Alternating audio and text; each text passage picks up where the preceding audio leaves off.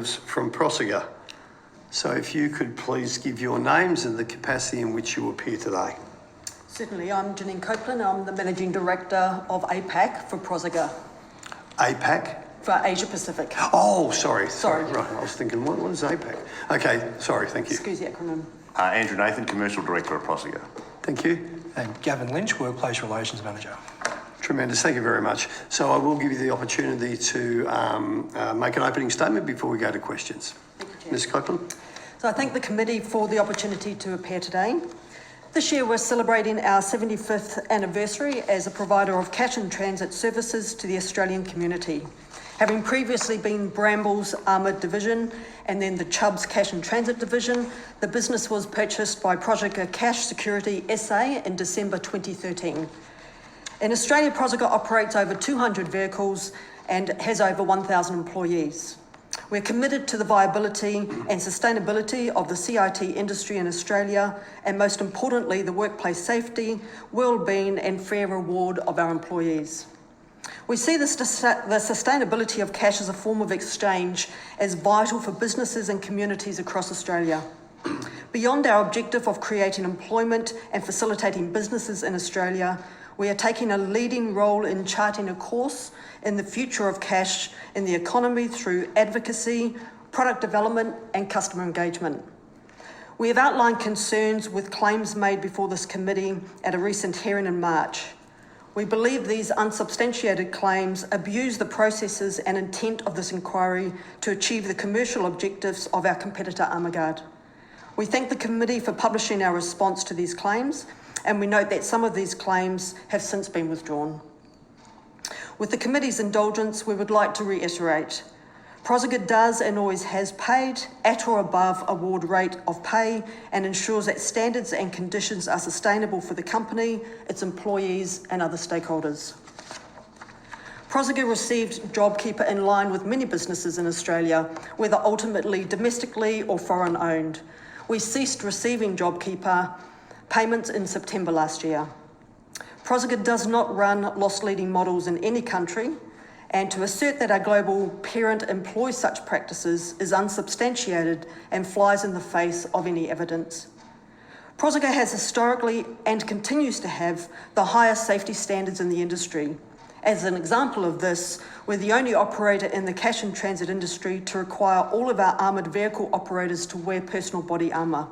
We do this at considerable expense to ensure that our employees are safe whilst they're performing their duties.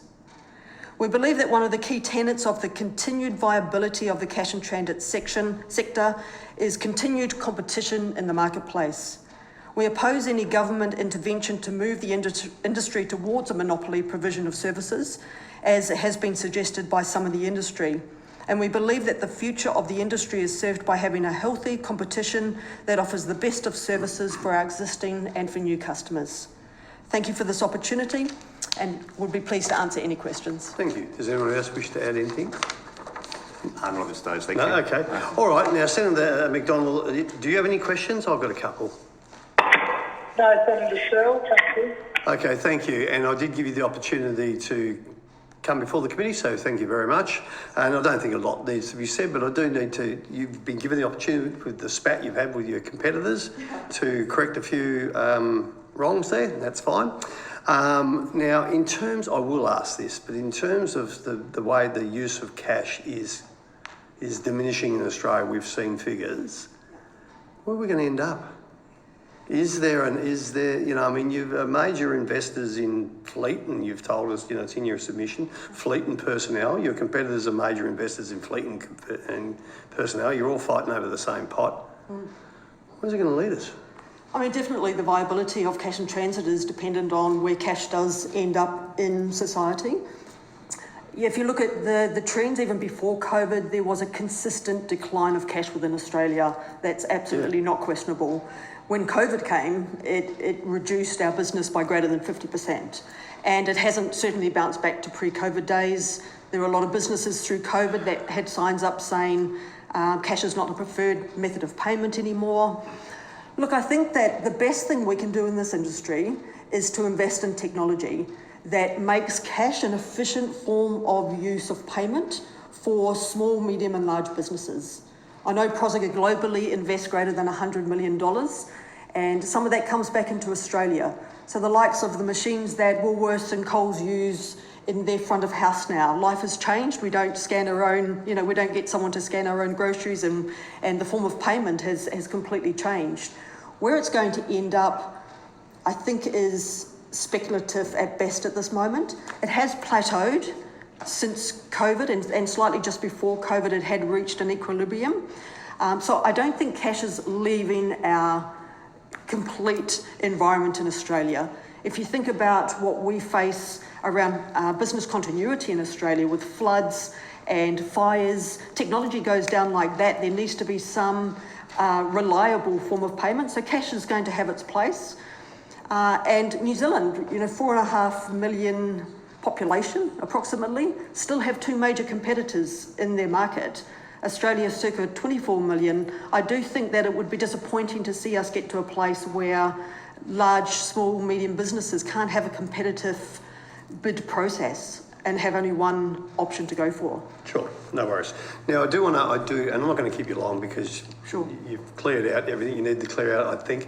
Mr. Lynch, you said you're head of human resources? Yeah, workplace relations, yes. Oh, workplace relations, sorry. Okay, look, I have to ask the question because I was sitting here earlier on. That's right. The last couple, I've been in every hearing actually. Now, your competitors did say that their wage rates are some ranging from 38% depending on what state. What can you tell us? Because I'll tell you why, because Ms Copeland, as you said, you pay, and I know the Chubb business and I know the Brambles businesses, I never had anything to do with them, but I know of them. So when you say you pay at award or near At or award, above. actually above, here's your chance to correct the record or clarify any misgivings that I may have as the chair of this committee. Certainly, and I will refer that question to Gavin. Thanks. Sure. Yeah, look, it's probably not appropriate or helpful for us to compare base rates of pay between us and our competitor. No, I'm not asking you to do that. I'm not. What No, Mr. Lynch, I'll make it easy for you, sorry. I'll make it easy for you. Are you paying award or are you paying over award? Oh, we're paying It's above a mixture award. of bits and pieces, and if you are, and sorry, I'm making it easier for you, I think. So you don't have to hang yourself. You can if you want, but I want to get to lunch soon. But anyway, and if you have enterprise agreements, they're all on the computer. I can just go there on the internet and find them. So.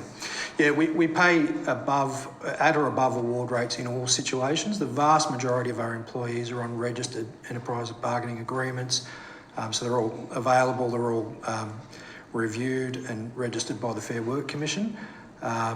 In some locations we're paying up to 50% above award rates, but yeah, no one in our business is paid below an award rate. Oh no, I'm just that for 1 minute, that's fine, that's great. Now, of the employees or of the sections of the business at award, how many are at award? And where are they? I don't have an exact number. There is probably two regional depots that would be at an award. I don't have the exact number of employees, but yeah, we're talking over 95% of our employees are above an award rate. No, that's fine. So look, you can take this one on notice, and it depends how far you want to defend your own business. But if you could provide to the committee, I don't want to know names, I don't want to know pack drills or anything, but if you can compare your metro sites, how much above the award they are, that would be very helpful for the committee. Sure. I don't want anything else than that. And for context, we have 26 depots, if you're thinking about percentages. So. Sure, I understand that. Don't understand you've got rural and you've got regional. So, look, on that, if there's anything else you wish to add, I know you've come all the way up, but you've made the effort. No, I appreciate the opportunity to put right the record with factual information, so thank you for taking the time to allow us to do that. Thank you. If there's nothing further to add, that was painless, wasn't it?